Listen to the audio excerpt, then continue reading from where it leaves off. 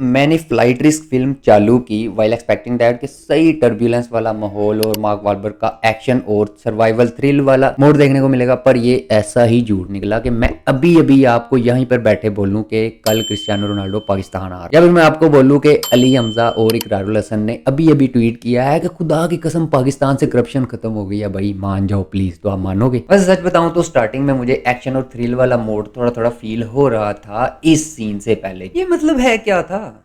ये सीन है क्या था? मतलब जिस बंदे से आप ऐसी एक्सपेक्टेशन रखते हो कि वो एक्शन और थ्रिल की आखिरी बाउंड्री, आखिरी लिमिट का चुम्मा तक लेके ही ठहरेगा, वो भाई साहब तो पूरी फिल्म में बीमार गोल्डन मिस्त्री की तरह प्लेन में पड़ा रहा। तो फिर इसे हम इतना बड़ा झूठ कंसीडर करें या ना? दोस्तों, फिल्म फॉलो करती है एक यूएस ऑफिसर को जिसे एक गवर्नमेंट के एक विटनेस को अलास्का में ले जाना है। इसके लिए एक ये लोकल प्लेन हायर करती है और इस प्लेन का पायलट रहता है जी मार्क वालबर्ग का कैरेक्टर, जो जिसके इरादे बिल्कुल ठीक नहीं। I mean, ये ना फिल्म का एंटागोनिस्ट रहने वाला है। लेकिन मजे की बात सुनो, फिल्म का मेन जो विलन है, मेन एंटागोनिस्ट है, वो मार्क वालबर्ग नहीं बल्कि इसकी विग है। मतलब एक सीन में तो ये विग के जरिए फिल्म वाले पूरे का पूरा प्लॉट ही चेंज कर देते हैं, चीजें इधर से उधर निकल जाती हैं। अगर आप पॉजिटिव भी हो ना तो आपकी नाक के साथ साथ आपके मुंह और सारे जिस्म के सुराख खुल जाएंगे ये सीन देखने के बाद। इतनी चीजें इधर से उधर हो जाती हैं। लेकिन अच्छा, ये ना एक तरह से ट्विस्ट भी मारने की कोशिश की है इन्होंने, पर ऑडियंस इस सीन को, मैं बता रहा हूँ आपको, बिल्कुल भी सीरियस नहीं ले। होता ना अक्सर आपके सामने मूवी देखते वक्त कोई सीन आ जाता है, अरे वाह यार क्या बात है, लेकिन उसी के बाद आप कहते हो अच्छा ठीक है यार चल हट पूतनी के। मतलब इस तरह की सिचुएशन बन जाती है मार्क वालबर्ग की विग की वजह से। और दोस्तों, मिशेल डोकरी का कैरेक्टर परफॉर्मेंस इनकी बहुत बढ़िया थी।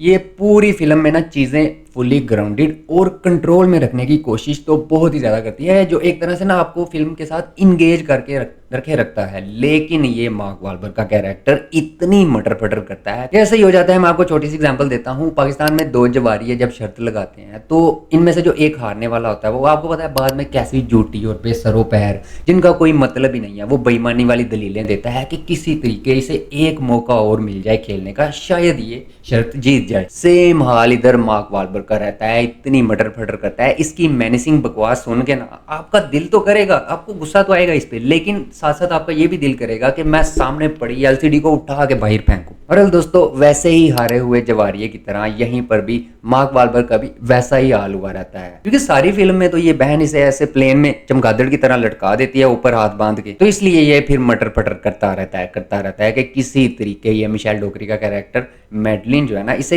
एक बार खोल दे बस। But anyway brothers, on a serious call, Michelle Dockery की परफॉर्मेंस, बल्कि इसमें ना 3 लीड स्टार्स हैं, उनकी परफॉर्मेंस सबसे पहले तो अपनी मिशेल डोकरी हो गई, इसके अलावा मार्क वालबर्ग जो कि नेगेटिव साइड में आ जाते हैं, इसके बाद ये वैनम का छोटा भाई, ओह मेरा मतलब था टॉफर ग्रेस, इनका यहाँ पर रोल ना थोड़ा जीनियस और इनोसेंट टाइप रहता है। इन तीनों लीड स्टार्स की performance very brilliant. In short दोस्तों, ये फिल्म ना एंटरटेनमेंट के मामले में 10/10 और सस्पेंस के मामले में 10/10 डिलीवर करती है, जबकि केओटिक इसकी पेसिंग है, लेकिन प्लॉट इसका अनहिंज्ड है, क्योंकि ये फिल्म ना पूरे का पूरा सस्पेंस और एंटरटेनमेंट को क्रिएट करके रखती है, आपको इस चीज में अमेज करके रखती है। लेकिन वो क्या होता है ना, बाद में जब ये ट्विस्ट मार के आगे जाने लगती है ना, तो वहां पर चीजें इस तरह से टर्न ओवर होती हैं कि ऑडियंस उस चीज को जरा भी सीरियस नहीं लेने वाली। पर दोस्तों, इसकी पेसिंग जो है ना वो बहुत ही क्योटिक है, फास्ट पेस ये फिल्म है। इसके अलावा मार्क वालबर्ग की विग बहुत ही सेंटिएंट, यार इतनी सेंसिटिव नहीं होनी चाहिए थी, मतलब हाथ लगाने से ही उतर जाए। और आखिरी बात दोस्तों, ये फिल्म देखने के बाद तो आप कम से कम